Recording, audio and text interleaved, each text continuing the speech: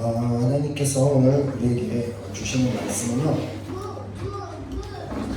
이사야서 53장 1절에서 3절까지 말씀입니다.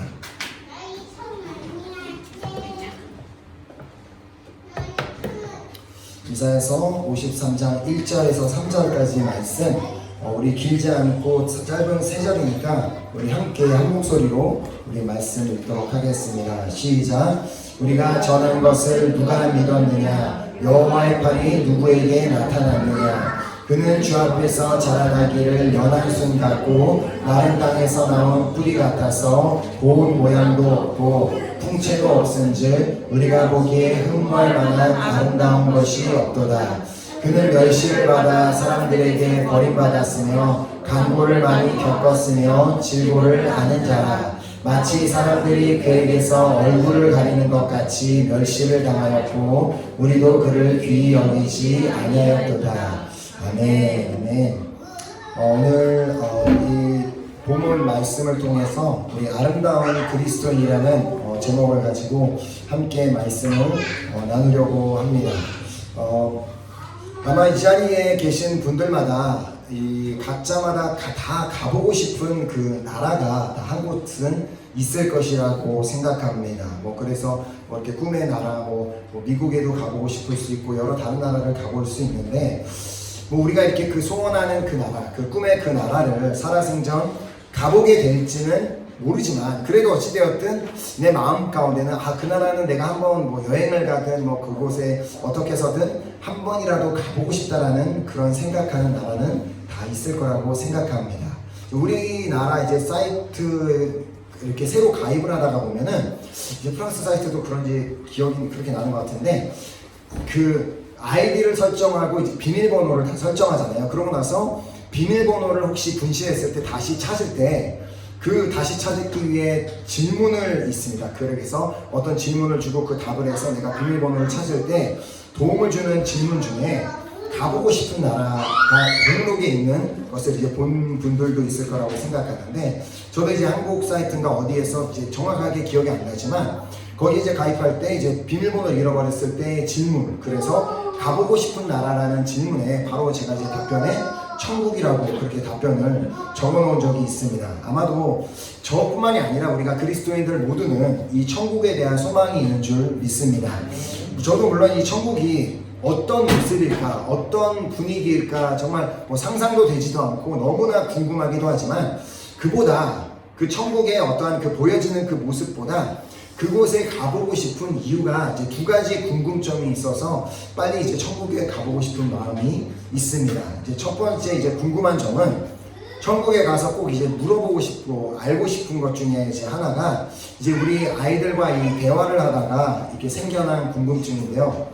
하루는 이제 우리가 이제 그 꽁피너먼 기간 동안 우리 아이들이 계속해서 이제 집에서 이제 공부를 해서 이렇게 가르치는 저도 이제 쉽지 않았고, 집에서 아빠한테 공부를 가르침을 받는 아이들도 쉽지 않은 이제 상황이어서 그래서 하루는 약인인지 보았은가 아무튼 되게 힘들어 하다가, 왜 그러다가 천국 얘기가 나온지 모르겠어요. 그래서 천국에 대한 얘기가 나와서 아이들한테 니네들이 지금은 이렇게 힘들지만 천국에 가면 공부를 안 한다, 거기는 공부를 해도 되지 않는 데라 그러니까 너무나 좋아했어요. 진짜 그러냐고, 거기는 공부를 안 해도 되냐고 그렇게 좋아해서, 그러면 아이들이 이제 물어보는 게, 그러면 천국에 가면 도대체 뭘 하냐?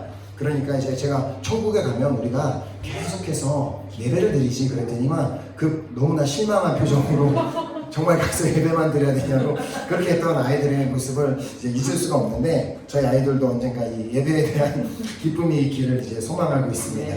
자, 아이들이 이제 그렇게 저에게 여러 가지 이런저런 질문을 많이 하는데, 그 중에 많이 하는 질문 중에 하나가, 우리 아이들을 좀 잘 아시는 분들은 아시겠지만 공룡에 대한 질문을 상당히 자주 합니다.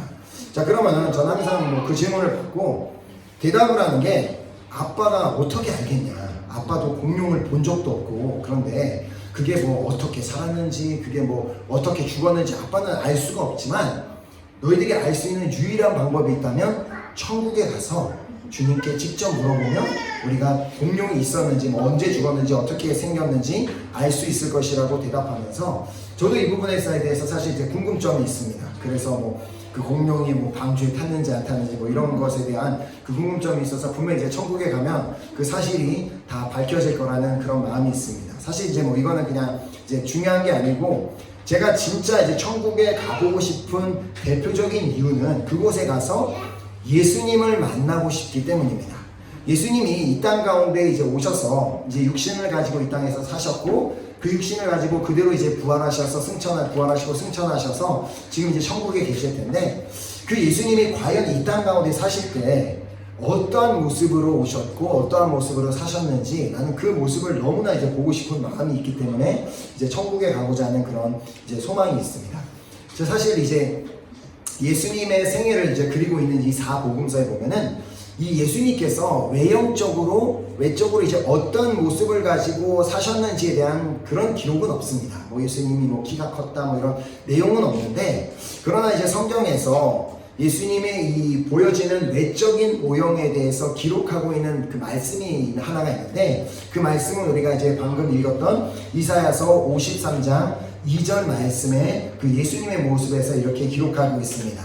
자, 그는 주 앞에서 자라나기를 연한 순 같고 마른 땅에서 나온 뿌리 같아서 고운 모양도 없고 풍채도 없은즉 우리가 보기에 흠모할 만한 아름다운 것이 없도다.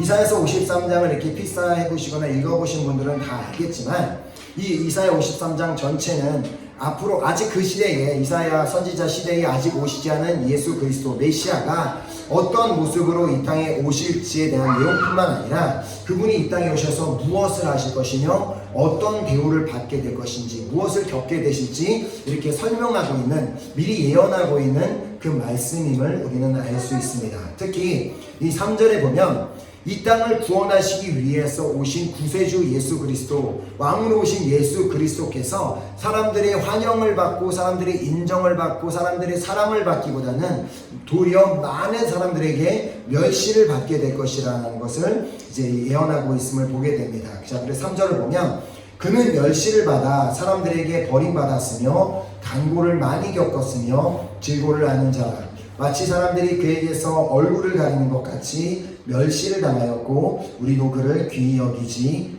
아니하였도다. 자, 이 예언의 말씀처럼 실제로 예수님께서 이 땅에 오셔서 사역하시는 그동안 예수님께서 긴 생애를 이 땅에서 사시지 않았는데, 그동안 사람들에게 인정받고 사랑받기보다는 많은 사람들에게 멸시를 받고 무시를 당하고 또 이렇게 예수님의 비판을 받았던 그런 삶을 살았음을 우리는 사복음서를 통해서 우리는 보게 됩니다. 자, 예수님께서 왜 도대체 그런 멸시를 당하셨을까? 왜 사람들에게 무시를 당하고 멸시를 당하셨을까를 보면은 그 이유 중에 하나는 예수님이 그 출신지, 예수님의 그 출신지 때문이었음을 요한복음 1장에서 볼 수 있습니다. 하루는 예수님께서 빌립이라는 사람을 만나서 그를 제자로 부르십니다. 자, 그러자 그가 부르심을 받고 그 빌립이 이제 나다나엘을 찾아가서 다음과 같이 말하는 것을 보게 됩니다. 자, 요한복음 1장 45, 46절에 빌립이 나다나엘을 찾아 이르되 모세가 율법에 기록하였고 여러 선지자가 기록한 그 일을 우리가 만났으니 요셉의 아들 나사렛 예수니라. 나다나엘이 이르되 나사렛에서 무슨 선한 것이 날 수 있느냐. 이 나다나엘이 그냥 즉각적으로 보여진 그 예수님을 만났다, 메시아를 만났다라는 그 빌립의 말 앞에 이 즉각적으로 보이는 그 나다나엘의 반응으로 보아 당시의 사람들에게 그 나사렛이라는 동네의 인식이 어떠했는지를 우리는 바로 깨닫게 됩니다. 자, 그 사람들에게 인정받지 못하던 어떤 한 시골의 어떤 한 동네, 그런 시골 출신의 그 예수님이 그런 시골에서 오셨을 뿐만 아니라 그분의 외모가, 그런 시골 출신의 예수님의 외모가 어떠했는지를 오늘 본문 2절을 통해 우리가 아까 보았습니다. 다시 보면은 그는 주 앞에서 자라나기를 연한 순 같고 마른 땅에서 나온 뿌리 같아서 고운 모양도 없고 풍채도 없은즉 우리가 보기에 흠모할 만한 아름다운 것이 없도다. 자, 물론 이 사람들에게 이렇게 무시를 받던 그런 시골 출신, 그런 출신지도 출신지지만 예수님 말씀에 의하면 예수님은 우리가 이렇게 예수님에 대한 성화를 우리가 이제 프랑스에서 이렇게 많이 보게 되고 박물관에 가거나 미술관에 가면 보게 되는데, 아마도 이제 그런 보여진 예수님의 그런 잘생긴 모습이 아니라 그에게는 고운 모양도 없고 그런 풍채도 없는 아주 초라한, 그렇게 외형적으로 이렇게 초라한 그런 모습이었고, 그리고 이 말씀에 기록한 거, 우리가 보기에 흠모할 만한 아름다운 것이 없도다라고 말할 만큼 특별히 어떤 사람들의 이목을 끌 만한 그러한 외모를 가지고 계시지는 않았음을 우리는 말씀을 통해 보게 됩니다. 자, 즉 예수님은 특별히 요즘처럼 이렇게 스펙을 따지고 출신지를 따지고 외모를 따지는 이러한 세상에서는 도무지 살아가기 힘든 그런 조건을 가지고 예수님은 그런 인생을 사셨음을 의미하고 있습니다. 자, 물론 예수님이 이 땅에 오셨던 그 시대, 그 시대뿐만이 아니라 인류 역사에 늘 어떤 시대든지 사람들은 계속해서 사람들을 보여지는 그 외모로 판단했음을 우리는 또 사무엘서를 통해서 보게 됩니다. 자, 하루는 하나님께서 사무엘에게 내가 이제 사울 왕을 버렸으니까 너는 이새의 집에 가서 사울 왕을 이어서 이스라엘의 왕이 될 사람에게 기름을 부으라는 그 명령을 주십니다. 자, 그리하여 사무엘이 이새의 집에 가서 그 이제 누구에게 기름을 부을까 하면서 도착했을 때 먼저 이새의 맞이였던 엘리압이 쫙 나타나자 그를 보고 그의 외모를 보고 바로 사무엘이 말합니다. 아, 이가 정말 주님께서 기름 부으셔서 왕이 될 만한 사람이구나. 자, 그러나 이제 그 하나님께서는 그런 사무엘의 반응에 즉각적으로 이제 말씀을 하여 주십니다. 자, 사무엘상 16장 7절에 보면 여호와께서 사무엘에게 이르시되 그의 용모와 길을 보지 말라. 내가 이미 그를 버렸노라. 내가 보는 것은 사람과 같지 아니하니 사람은 외모를 보거니와 나 여호와는 중심을 보느니라 하시더라. 자, 이렇게 하나님께 선택을 받고 하나님의 선지자로서 제사장으로서 귀한 사명을 감당하고 있었던 그 사무엘조차도 그의 머릿속에는, 그의 인식 속에는 하나님께서 들어 쓰시는 사람은 외적으로 외모적으로 훌륭한 사람들, 보기에 좋은 사람들을, 그런 사람을 하나님께서 사용하시겠다라는 그런 고정적인 관념이 있었음을 우리는 보게 됩니다. 자, 그러나 하나님께서는 그 자리에서 사무엘에게 단호하게 말씀하셨습니다. 아니다. 나는 사람의 외모를 보지 않는다. 그 사람이 어떤 외형적인 조건을 보는 것이 아니라 나는 오직 그 사람의 중심을 본다라고 주님은 사무엘에게 말씀하셨습니다.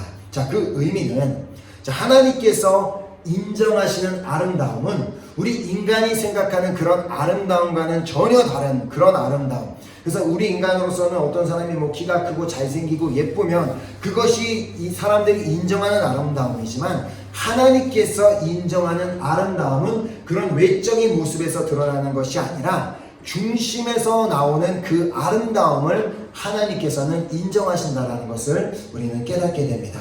자, 물론 예수님께는 사람들의, 우리가 아까 말씀에도 보았지만 사람들의 기준에서 보았을 때, 사람들이 이렇게 보여지는 첫인상이나 그런 것으로 보았을 때는 그런 사람들의 기준에서는 인정할 만한 아름다움은 없으셨습니다. 자, 하지만 예수님께는 다른 사람에게는 없는, 다른 사람에게서는 발견할 수 없는 그분만의 아름다움이 있었습니다. 자, 다른 말로 다른 사람에게서는 도무지 발견할 수 없는 그런, 예수님께는 사람을 끌어당기는 그러한 힘, 그러한 아름다움이 예수님께는 있었음을 의미합니다. 자, 우리는 그 사실을 예수님께서 제자들을 부르시는 장면을 통해서 우리가 바로 확인해 볼 수 있습니다. 자, 예수님께서 제자를 부르시는 장면 한번 보겠습니다. 갈릴리 해변에 다니시다가 두 형제, 곧 베드로라는 시몬과 그의 형제 안드레가 바다에 금을 던지는 것을 보시니 그들은 어부라. 말씀하시되 나를 따라오라. 내가 너희를 사람을 낚는 어부가 되게 하리라 하시니 그들이 곧 그물을 버려두고 예수를 따르니라. 거기서 더 가시다가 다른 두 형제, 곧 세베대의 아들 야고보와 그의 형제 요한이 그의 아버지 세베대와 함께 배에서 그물 깁는 것을 보시고 부르시니 그들이 곧 배와 아버지를 버려두고 예수를 따르니라. 자, 이 예수님께서 오셔서 이 제자들을, 베드로와 이 다른 제자들을 부르실 때 당시에만 해도 예수님이 아직 사역을 본격적으로 시작하신 때가 아니었기 때문에 사람들 사이에서 아직까지는 알려지고 유명해진 인물이 아니었습니다. 자, 오히려 사람들에게 무시를 당할 만한 그런 시골 출신의 사람이었고, 또 아까 말씀드린 대로 어떤 사람들이 외적으로 보았을 때 막 그렇게 막 그 끌어당기는 그런 외모를 가지신 분이 아니었습니다. 자, 그런 분이 오셔서 그 제자들을 만났고 그 제자들을 부르시는 그 상황에 놀라운 일이 일어나게 된 것입니다. 자, 그분이 바다에서 일하고 있던 두 어부, 자신의 생업을, 자신의 일을 정말 최선을 다해서 하고 있는 그들에게 갑자기 뜬금없이 찾아오셔서 한 번도 본 적 없는 사람이 찾아와서 나를 따라오라, 내가 너희를 사람을 낚는 어부가 되게 하리라라고 말씀하시니까 그분의 말씀을 그냥 듣고 그 자리에서 그물을 버려두고 예수님을 따르게 되었다는 것입니다. 자, 자신이 한 번도 본 적이 없는, 전혀 알지도 못하는 그냥 어떤 갑자기 남성분이 한 분이 찾아와서 뜬금없이 내가 너희를 사람을 낚는 어부가 되게 해줄 거라는 그런 말을 했는데, 그 말을 듣고 자신의 것들이, 자신의 생업을 다 내려놓고 예수님을 그들이 따랐다는 말입니다. 자, 베드로와 이 안드레뿐만 아니라 야고보와 요한 역시도 예수님께서 나를 따라오라고 부르시니까 그들은 배와 아버지를 버려두고 그들 역시도 예수님을 따랐습니다. 자, 도대체 어떻게 이런 일이 일어날 수 있었을까요?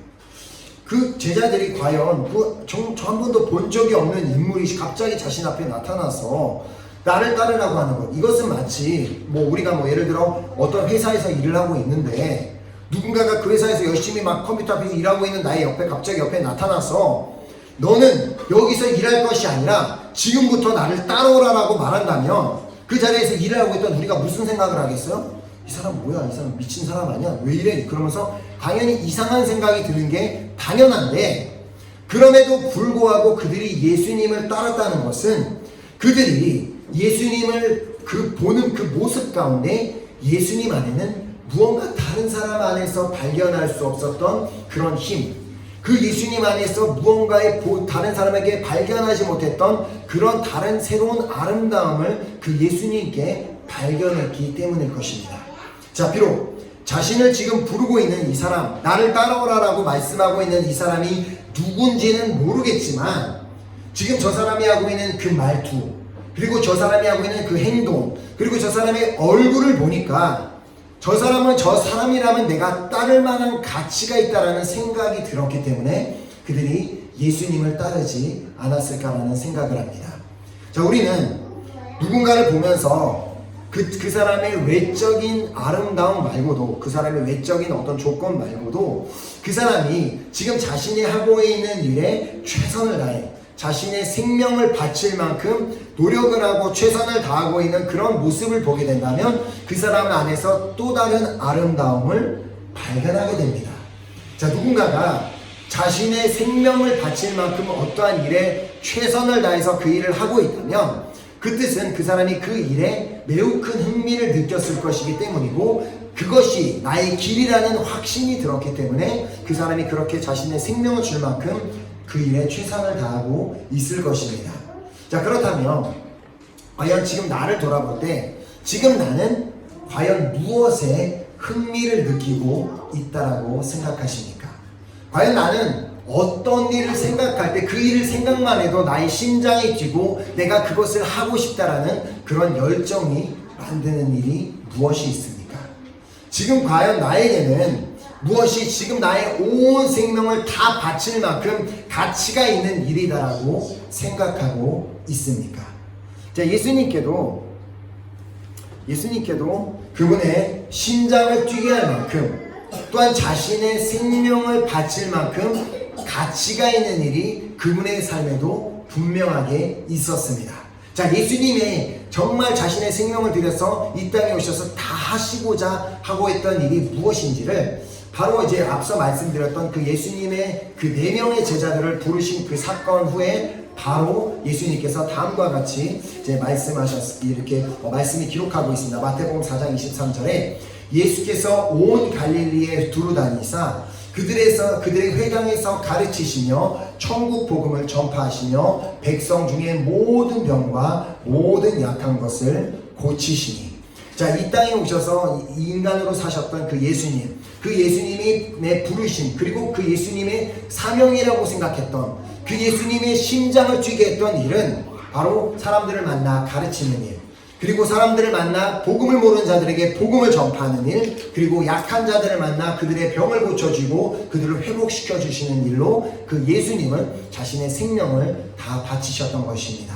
자, 예수님께는 바로 이 사명에 대한 확신이 있었습니다. 분명 하나님의 아들 예수 그리스도이기 때문에 어떤 목적을 갖고 이 땅에 오셨는지 다 알고 계셨는 것은 분명하지만, 바로 이 사명, 내가 이것을 위해 이 땅에 왔다라는 그 사명의 확신이 있었고, 그 예수님의 확신이 그 안에 너무나 가득했기 때문에 그 확신이 예수님이 제자들을 향해 던지던 그 말과 행동, 그리고 그분의 얼굴에서 그 확신이 제자들에게 드러났던 것입니다. 자, 그래서 예수님이 그들에게 다가올 때부터, 자, 베드로와 이제 안드레의 입장에서는 전혀 모르는 사람이 자신에게 다가오고 있지만, 멀리서 다가오는 저분의 행동과 그분의 얼굴을 볼 때 다른 사람들에게선 볼 수 없는 어떤 그런 열정, 그리고 그런 확신, 그리고 그분만의 아름다움을 그들이 발견하게 되었을 것이고, 그들은 그 아름다움에 매료되어 그분을 따를 수밖에 없게 되었던 것입니다.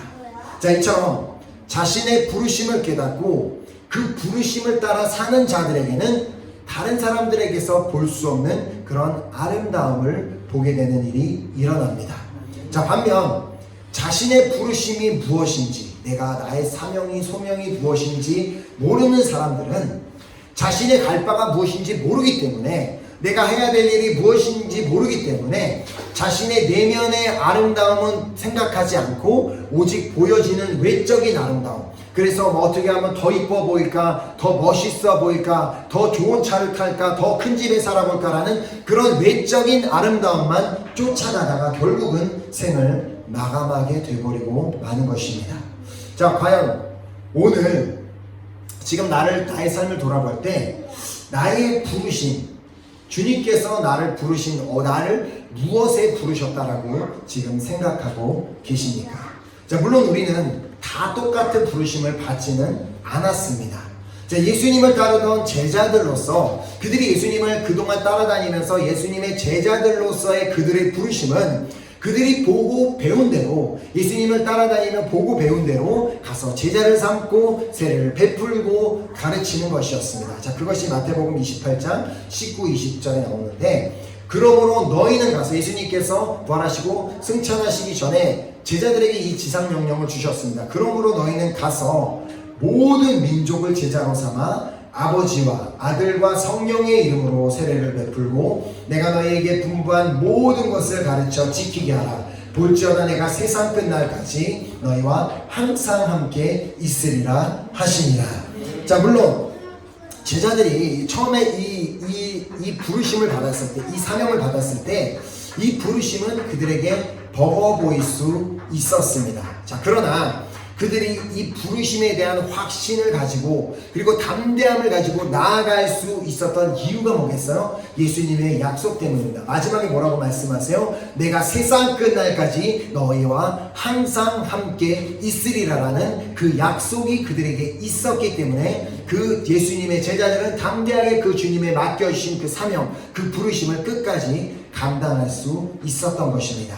자, 그래서 이 사도행전에도 보면 예수님의 제자들이 이제 본격적으로 그 부르심대로 사역을 하기 시작하는데, 과연 그 길이 순탄했습니까? 그렇지 않았습니다. 도리어 예수님과 똑같이 사람들에게 멸시를 받고 고난을 받고 비난을 받고 힘든 길이었지만, 그들이 끝까지 그 부르심대로 갈 수 있었던 이유가 뭐였어요? 자, 예수님께서 말씀하신 대로 너희들이 그 부르심을 감당할 때 내가 너희와 항상 함께 할 것 하는 것을 잊지 말라라는 그 약속을 그들이 기억했기 때문에 그들이 끝까지 자신들의 사명을, 그 부르심을 감당할 수 있었다는 것입니다.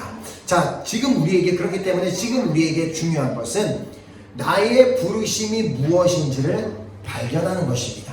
과연 나의 부르심은 무엇인가? 주님께서 나에게 주신 사명은 무엇인가라는 그것을 발견하는 것이 오늘 우리에게 매우 중요하다는 것입니다. 우리가 그 부르심을 발견해야만 하는 이유, 그리고 그 부르심을 따라 살아야만 하는 이유는 바로 그 자신의 부르심대로, 자신이 받은 그 사명대로 살아가는 자만이 진정한 아름다움을 소유한 사람이 될 수 있기 때문입니다. 자, 가수가 가수로서 최선을 다해서 노래를 부르는 그 모습이 아름답습니다. 자, 가수가 가수로서 노래에 최선을 다하지 않고 다른 것에 최선을 다하는 것을 보면서 우리는 아름답다고 하지 않습니다. 자, 마찬가지입니다. 축구 선수는 축구 선수로서 자신의 그 일에 최선을 다할 때 아름다운 거지, 축구 선수가 야구를 하고 있고 농구를 하고 있을 때 그 모습이 아름답지는 않습니다. 자, 그리고 뭐 의사로서 자신의 맡겨진 그 사명을 끝까지 막 최선을 다해서 땀을 흘리며 그것을 감당하는 모습이 아름다운 것이지, 의사가 다른 데 가서 놀러 다니고 막 그러는 모습은 결코 아름답지 않은 것처럼 우리도 마찬가지입니다. 우리도 그리스도인으로서 받은 부르심, 그리스도인으로서 받은 그 사명대로 살아갈 때 바로 그 자의 모습이 진정한 아름다운 삶이 될 것을 믿으시기 바랍니다. 자, 그것도 우리가 그리스도인으로서 각자의 부르심대로 살 때, 왜냐면 그 부르심대로 사는 것은 내가 바로 그 일에 흥미를 느끼고 지금 그것이 나의 심장을 뛰게 하는 일이기 때문에 내가 그 일을 행할 때 바로 그때 비로소 내 안에서, 내 내면에서 정말 그 아름다움이 나타나게 될 것이기 때문입니다. 자, 그렇다면 지금 나의 부르심, 과연 지금 나의 심장을 뛰게 하는 일은 무엇이라고 생각하고 있습니까? 정말 내가 이 일이라면 정말 주님께서 나에게 맡겨주신 사명이 분명하다, 주님께서 이것을 위해 나를 부르셨다라고 생각하고 있는 것이 무엇입니까?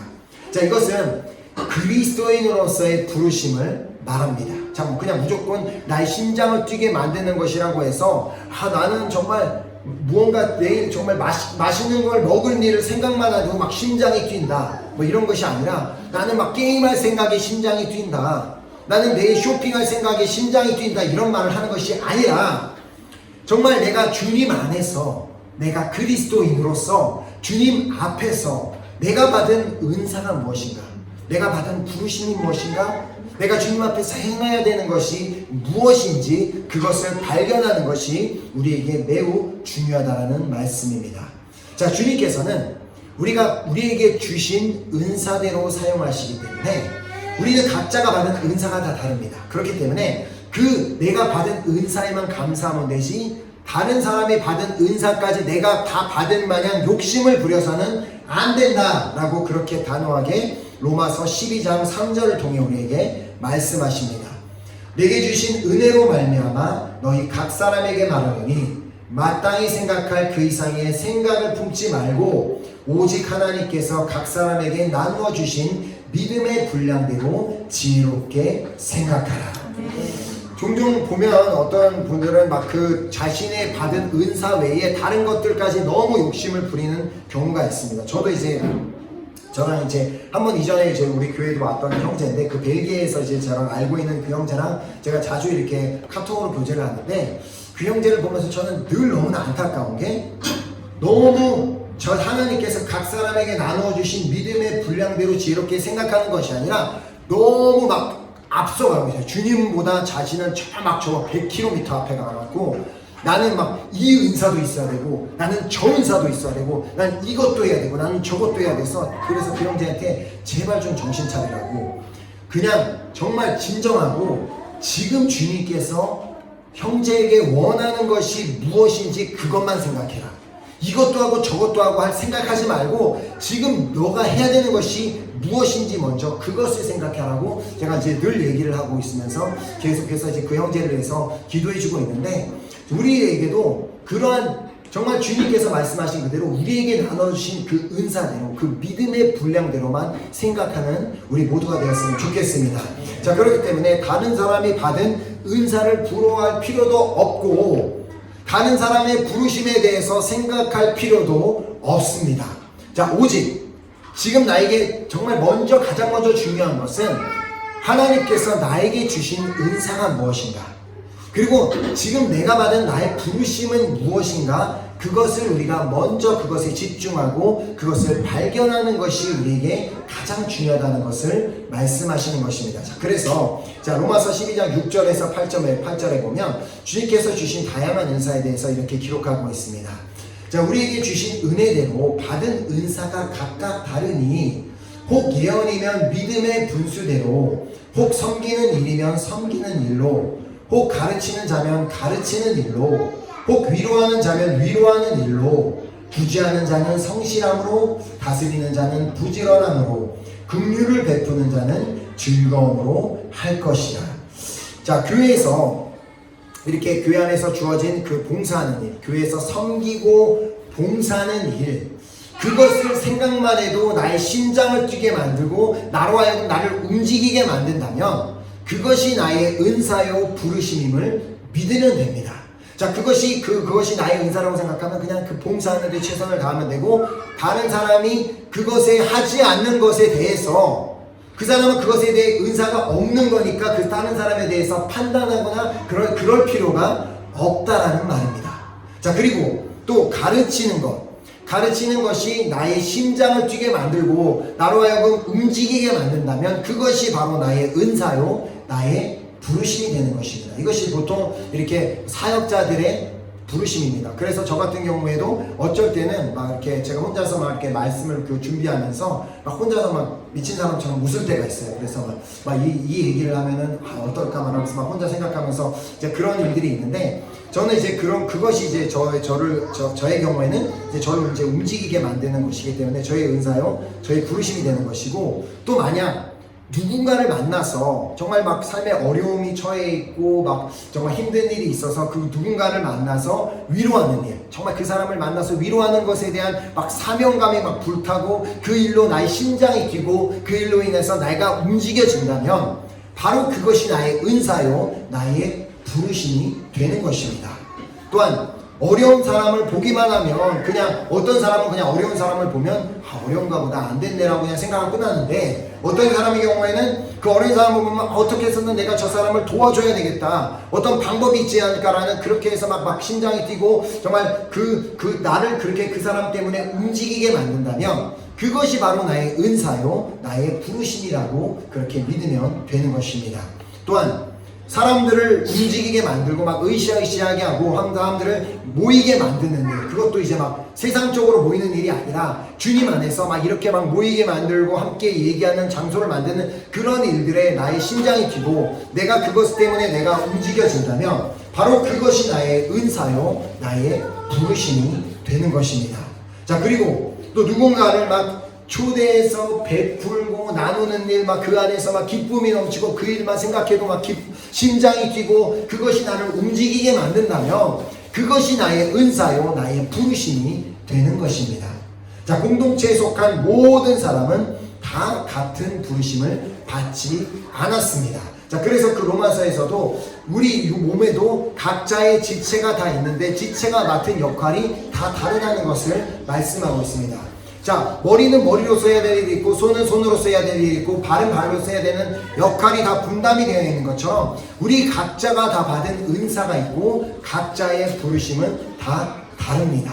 자, 그렇게 제가 정말 간절히 소망하는 것은 우리 공동체에 속한 한 사람 한 사람이 주님께서 나를 부르신 대로 나에게 허락하신 그 은사를 발견하고 내가 정말 이것이 나의 심장을 뛰게 하는 일, 이것이 정말 나의 부르심이라고 생각한다면 정말 각자의 부르심 그대로 그렇게 섬겨나가는 우리 식구들이 되기를 간절히 소망합니다. 정말 결코 주님 안에서는 억지로 하는 것은 주님께서 받지도 않으실 뿐더러 교회 안에서 그거는 부담만 될 뿐 억지로 하는 것은 주님께서 원하시지 않습니다. 자, 그렇기 때문에 억지로 하는 것이 아니라 내가 자원하는 심령으로 하기 위해서는 어떻게 해야 된다고요? 나의 은사를 발견하고 나의 부르심이 무엇인지, 나의 사명이 무엇인지 발견하고 그 일에 최선을 다하는 자, 바로 그 사람에게 다른 사람에게 보여지지 않는 아름다움이 나타나게 됨을 믿으시기 바랍니다. 자, 내가 할 수 없는 일을 다른 식구가 할 수 있습니다. 다른 식구가 또 할 수 없는 일을 또 다른 사람이 할 수 있습니다. 자, 그렇기 때문에 우리 교회 이제 사도행전적인 교회가 되기를 원하는 그 표가 있잖아요. 그 중에 우리 7월 달은 아니지만 다음 달의 표제가 평신도가 사역하는 교회. 그래서 목회자가 모든 것을 다 하는 그런 게 아니라 평신도 모두 각자가 받은 은사대로 내가 이렇게 섬기는 일이면 섬기는 일, 누구를 도와주는 일이면 도와주는 일, 각자가 받은 은사대로 그렇게 섬겨나가는 그런 공동체가 바로 주님께서 보시기에 아름다운 공동체가 될 줄 믿습니다. 아멘. 정말 그렇기 때문에 지금 나에게 중요한 것은 나의 부르심이 무엇인가, 나의 부르심을 생각하고 나의 부르심이 아닌 것까지 욕심을 부리지 말고 내가 부르심 받은 그대로, 내가 받은 은사대로, 내 사명대로 그 맡겨진 일에만 최선을 다할 때 바로 그 사람의 인생이 아름다운 인생이 될 수 있고, 그런 아름다운 인생들이 모여졌을 때, 이 공동체에서 함께 모여졌을 때, 그때 우리의 공동체는 아름다운 공동체로 세워지게 될 줄 믿습니다. 아멘. 우리는 아름다운 그리스도인이 될 수 있습니다. 자, 제자들이 그 처음 예수님을 만났을 때 그 예수님 안에 다른 사람에게 발견하지 못했던 그분만의 아름다움을 발견할 수 있었던 이유는 예수님 안에 자신의 부르심, 그 자신의 사명에 대한 확신과 그 열정이 있었기 때문에 그 모습을 보고 제자들이 그 예수님을 바로 따라갈 수 있었던 것처럼, 우리도 그리스도인으로서 우리 각자에게 주신 그 사명에 대한 확신을 가지고 그 사명에 대한 열정을 가지고 나아갈 때 우리 안에 다른 사람들에게 보여지지 않는 다른 아름다움이 보여지게 될 것이고, 그리하여서 우리 주변에 믿지 않은 자들에게도, 그들에도 주님을 모르는 자들에게 정말 우리 안에 다른 사람에게 보이지 않는 그 사명에 대한, 그 부르심에 대한 확신을 가지고 우리가 살아가는 모습이 그들에게 보여질 때, 그들에게도 예수님이 너희가 나를 따라오라고 했을 때 그냥 따라오는 역사가 일어났던 것처럼 우리의 삶에서도 우리 주변에 믿지 않는 자들에게 나를 한번 따라와 보세요라 할 때, 저 사람을 따라가면 분명 뭐가 있는 것 같아 라는 그런 확신을 주는 우리 은혜교 공동체 한 사람 한 사람이 될 수 있기를 간절히 소망하며 축복합니다.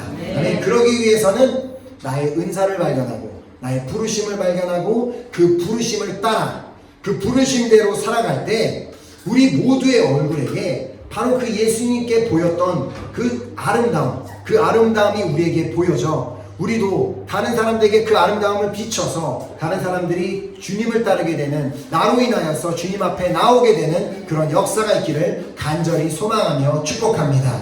자, 또한 우리가 그렇게 함께 한 사람 한 사람이 아름다운 그리스도인이 되었을 때 우리 공동체 역시도 아름다운 그 공동체로 세워가는 역사가 일어나게 될 줄 믿습니다. 아멘. 정말 그렇게 정말 되기를 소망하면서, 그렇기 때문에 우리 교회 안에서는 정말 내가 이러한 사명이 있다, 나는 이런 부르심을 받은 것 같다라고 해서 내가 이런 부분을 정말 교회 안에서 섬기고 싶다라는 마음이 있으면 저를 찾아오셔서 아니면 선교사님 찾아오셔서 얘기를 해주시면 좋겠어요. 그래서 누군가가 나는 이런 은사가 있는데 시키지 않으니까 나는 못합니다라고, 그게 아니라 그냥 주님께서 부르신 대로, 목사님이 불러서 하는 일이 아니라 주님이 부르신 그 사명대로 우리 한 사람 한 사람이 내가 정말 이 부르심을 받은 것 같으니까 내가 이 일에 나의 목숨을 걸고 나의 최선을 다하겠다라는 그 마음을 가지고 그렇게 자원하는 심령, 기쁜 마음, 그리고 감사하는 마음으로 나아갈 때, 그때 비로소 우리 은혜교회 공동체는 하나님께서 기뻐하시는 아름다운 공동체로 세워지게 될 줄 믿습니다. 아멘. 정말 우리 그 마음을 가지고 우리 함께 이제 결단하며 기도하며 나아가기 전에 우리 함께 찬양하고 우리 기도하도록 하겠습니다. 우리가 사실 이제 말씀을 드린 것처럼 각자의 이제 다 다른 그 은사, 다 다른 부르심이 있지만 우리가 그리스도인으로서 공통적으로 받은 부르심이 있습니다.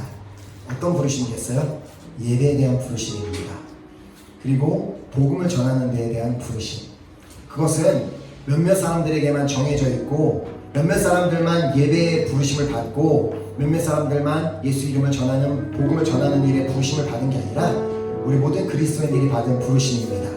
그렇기 때문에 우리 예배에 대한 부르심, 이것이 정말 이 예배를 나의 생명을 드리기도 정말 드려도 될 만큼 정말 나에게 소중함이 있어야 되고, 그 예배에 대한 그 사명 그리고 그 열정이 우리에겐 반드시 있어야 됩니다.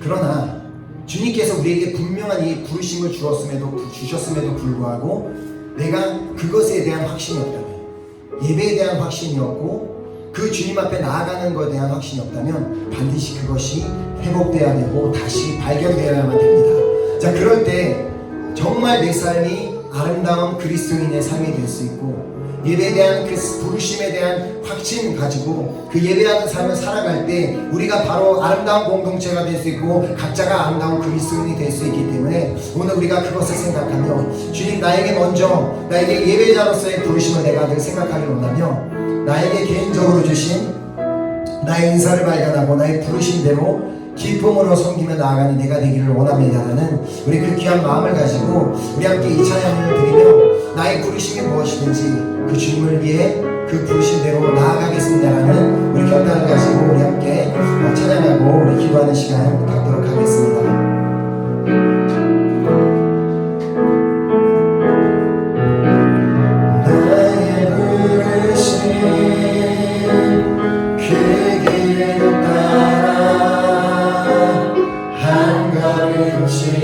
걸어갈 때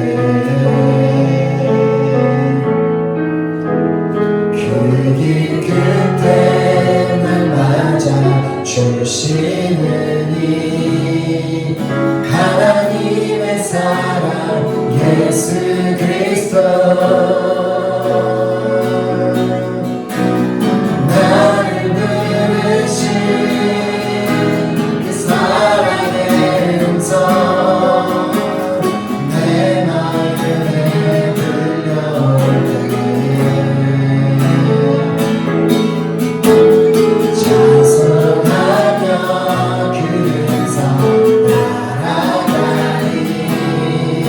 주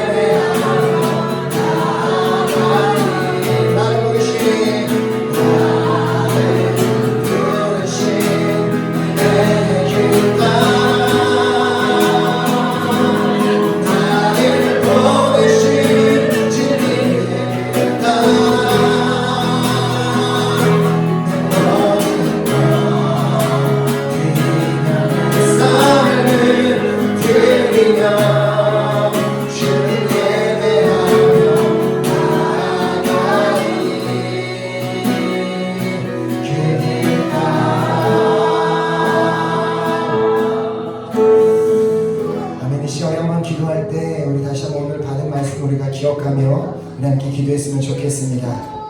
우리의 인생, 우리의 삶이 아름다운 인생이 되는 것은 우리의 보여지는 외적인 것이 우리를 아름답게 만드는 것이 아닙니다. 우리 예수님께서도 정말 시골 출신, 사람들이 알아주지 않는 그 시골 출신에 외적으로도 사람들이 인정받지 못할 그런 아름다움이 없는 외모셨지만 그분 안에서 나오는 그 진정한 아름다움을 통해 사람들이 예수님을 따르고 제자들이 예수님을 따르는 역사가 일어났던 것처럼 우리도 우리의 사명을 분명히 따라갈 때, 우리의 부르심을 따라갈 때 우리 안에서 다른 사람들에게 없는 그 아름다움이 나와 사람들이 주님을, 우리를 보고 주님을 따르게 되는 역사가 일어나게 될 줄 믿습니다. 주님, 내가 그 사명을 깨닫고 살아가기를 소망합니다. 나의 부르심이 무엇인지를 깨닫고 분명하게 살아가기를 소망합니다. 무엇보다 나를 예배자로 부르신 그 부르심에 대한 확신을 가지고 살아가는 내가 되기를 간절히 소망합니다. 혹시나 내 심령 가운데 예배자에 대한 그 부르심에 대한 그 사명을 잃었다면 오늘 예배를 통해서 다시 한번 그 부르심에 대한 확신을 갖는 시간 되게 하여 주시옵소서. 또한 나에게 개인에게 주신 나에게 은사, 나의 사명이 무엇인지 아직 알지 못한다면 오늘 이 시간을 통해서 그 은사를 발견하고 그 주님의 부르심을 따라 살아가는 내가 될 수 있도록 내 안에 역사하여 주시옵소서. 한번 간절한 마음으로 우리 주님 앞에 그 부르심대로 바로 받은 대로 살아갈 수 있도록 우리 결단하며 주여 삼창으로 기도하도록 하겠습니다. 주여! 주여!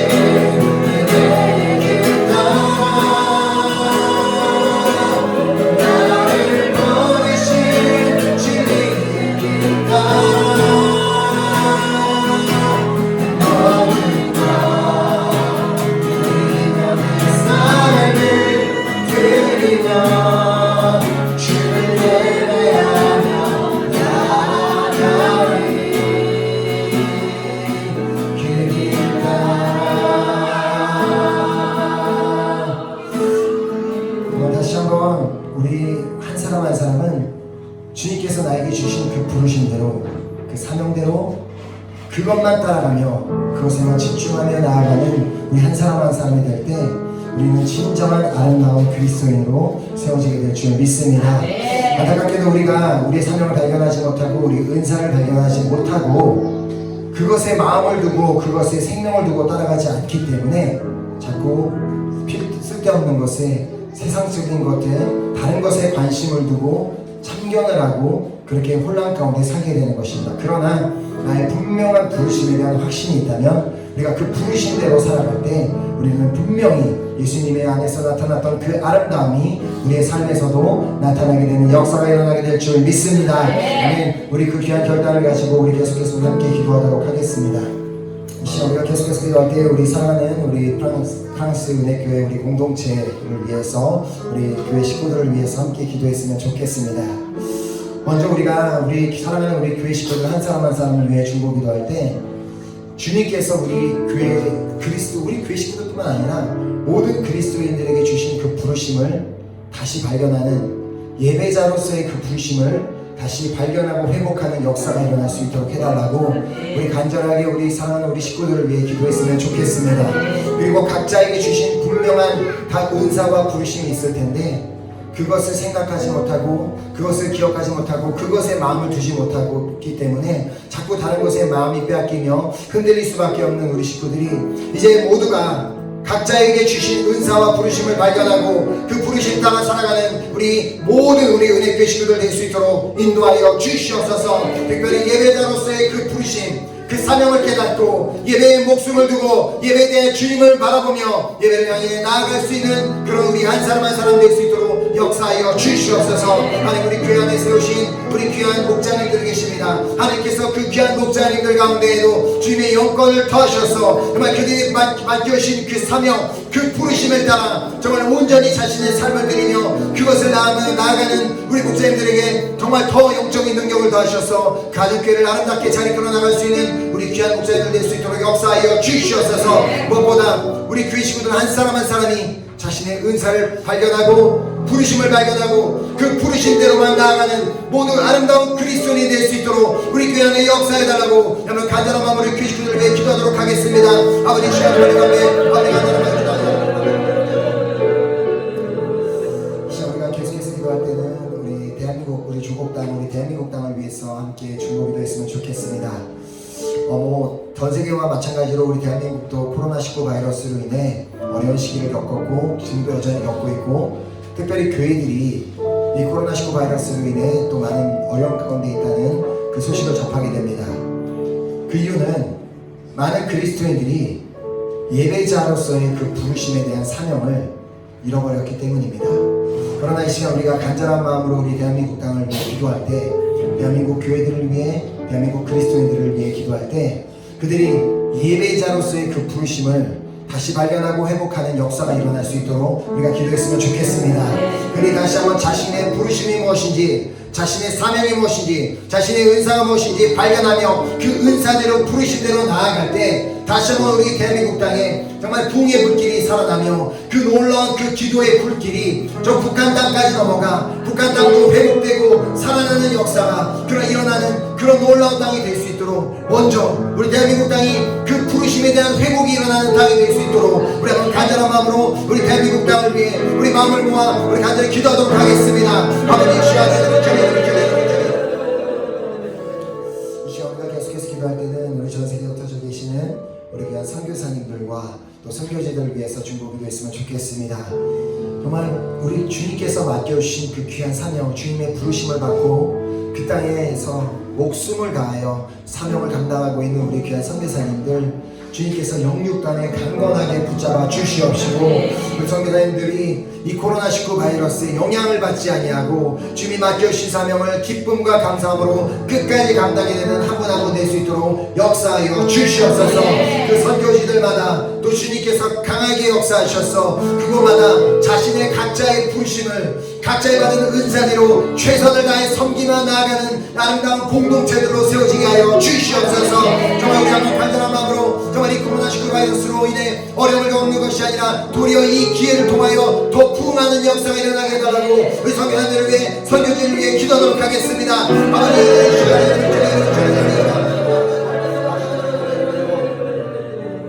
우리가 계속해서 우리 기도할 때는 우리가 지금 살고 있는 우리 프랑스 땅을 위해서 함께 중보기도 했으면 좋겠습니다. 특별히 이 코로나19 바이러스로 인해 건강적으로나 또 경제적으로 수많은 어려움들이 있는 이 나라에 오늘 우리를 살게 하신 것은 이 나라를 향해 중보기도하라는 그 부르심을 우리에게 주시기 위함임을 믿습니다. 우리는 계속해서 그 다니엘 기도로 하루에 3번씩 이 나라를 위해 또 코로나 바이러스를 위해 우리 계속해서 기도하고 있습니다. 주님께서 이 땅에 나를 보내시고 지금 나의 땅에 살게 하신 것은 이 지금 코로나 바이러스 시국으로 인해 혼란 가운데 있는 이 프랑스 땅을 위해 기도하라고 나를 부르셨음을 믿습니다. 내가 부르신 이 가사명을 끝까지 감당하겠사오니 하나님 우리의 기도를 통하여 이 땅 가운데 역사하여 주시길 간절히 소망합니다. 우리의 기도를 통하여 이 땅 가운데 코로나 바이러스가 완전히 사라지는 역사가 있게 하여 주시옵소서. 우리의 기도를 통하여서 정말 많은 사람들이 주님을 발견하는 역사가 일어나게 하여 주시옵소서. 우리의 기도를 통하여서 이 악으로 둘러싼 이 마리 지구가 이 파리 땅, 이 프랑스 땅이 악에서부터 완전히 해방되고 자유하게 되는 역사가 일어나게 하여 주시옵소서. 한번 간절한 마음으로 우리가 우리에게 주신 그 부르심대로 우리의 그 사명을 감당하며 간절한 마음으로 프랑스 땅을 위해 기도하도록 하겠습니다. 아버지 마지막으로 내일 들으시게 될 우리 귀한 예배를 위해서 주일 예배를 위해서 중보기도하도록 하겠습니다. 특별히 내일 이 성전에서는 우리 교회만 예배를 드리는 것이 아니라 또 우리에게 성전을 빌려준 우리 레비에트 프랑스 공동체는 또 온라인으로 예배를 드리지만 또 우리가 그 예배를 위해서 중보할 때 주님 그 예배 가운데 성령의 기름을 부어 주시옵시고 그 예배를 통하여서 모든 성도들이 다시 한번 주님의 부르심을, 주님의 허락하신 그 사명을 발견하는 놀라운 예배가 될 수 있도록 역사하여 주시옵소서. 또한 함께 교회를 나눠 사용하고 있는 레바논 공동체와 앙골라 공동체도 주님께서 그들을 축복하여 주셔서 그 내일 예배를 통하여서 각자에게 주신 그 놀라운 그 부르심과 사명을 발견하고 그 부르심대로 쫓아가며 나아가는 모든 한 사람 한 사람 되는 역사가 일어나게 하여 주시옵소서. 우리가 이곳에서 드려지게 될 내일 주일 예배를 통하여서도 주님 우리에게 주신 그 부르심을 다시 한번 깨닫고 회복하는 역사가 일어나는 예배가 되길 간절히 소망합니다. 특별히 예배자로서의 부르심을 다시 한번 회복하는 예배가 되길 간절히 소망합니다. 그런데 이곳이 다시 한번 라마나의 시대였어. 이곳의 성전에 들어오는 모두가 주님을 만나게 되는 역사, 성령 충만을 받게 되는 역사, 다시 한번 새롭게 변화되는 역사가 일어나는 예배가 되길 인도하여 주시옵소서. 간절한 마음을 예배를 위해 기도하겠습니다. 아버지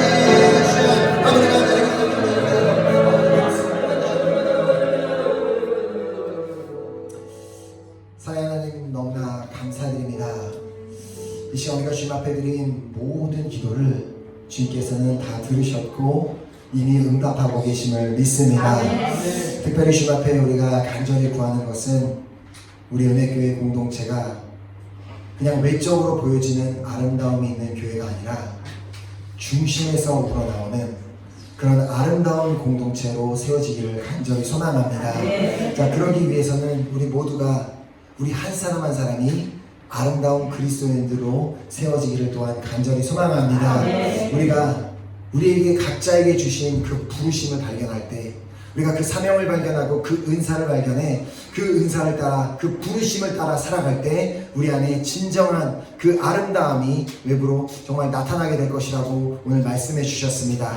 우리 교회 안에 있는 한 사람 한 사람은 각자의 부르심을 따라 나아가는 한 사람 한 사람이 되게 하여 주시옵소서. 그래서 우리가 그 확신을 가지고 부르심에 대한 확신을 가지고 나아갈 때 그 우리 안에서 중심에서 나타나는 그 아름다움으로 말미암아 세상에 우리 주변에 주님을 모르는 자들이 그 주님의 아름다움을 발견하고 또 주님 앞에 나오게 되는 역사, 주님을 믿고 구원받게 되는 역사가 일어날 수 있도록 먼저 우리가 그 은사를 발견하고 그 부르심대로 따라가는, 특별히 예배자로서의 그 부르심대로 정말 나아가는 우리 한 사람 한 사람 될 수 있도록 인도하여 주시옵소서. 오늘 우리에게 정말 귀한 이 예배를 허락하시고 말씀을 허락하시고 또 은혜를 허락하신 주님, 오늘 하루 살아가는 동안에도 여전히 주님의 은혜 가운데 주님의 부르심 가운데 살아가는 우리 한 사람 한 사람 될 수 있도록 붙잡아 주시고 인도하여 주시옵소서. 매일 예배 가운데도 놀라운 은혜를 행하시고 놀라운 은혜를 허락하실 그 주님을 기대하고 또 믿고 감사드리오며 이 모든 말씀 살아계신 예수 그리스도 이름으로 간절히 기도드렸습니다. 아멘. 하늘에 계신 우리 아버지여, 이름이 거룩히 여김을 받으시오며 나라의 임하옵시며 뜻이 하늘에서 이룬 것 같이 땅에서도 이루어지리이다. 오늘날 우리에게 일용할 양식을 주옵시고 우리가 우리에게 죄 지은 자를 사하여 줄 것 같이 우리의 죄를 사하여 주옵시고 우리를 시험에 들게 하지 마옵시며 다만 에게서 구하옵소서. 대의 나라와 권세와 영광이 아버지께 영원히 쌓옵나이다. 아멘.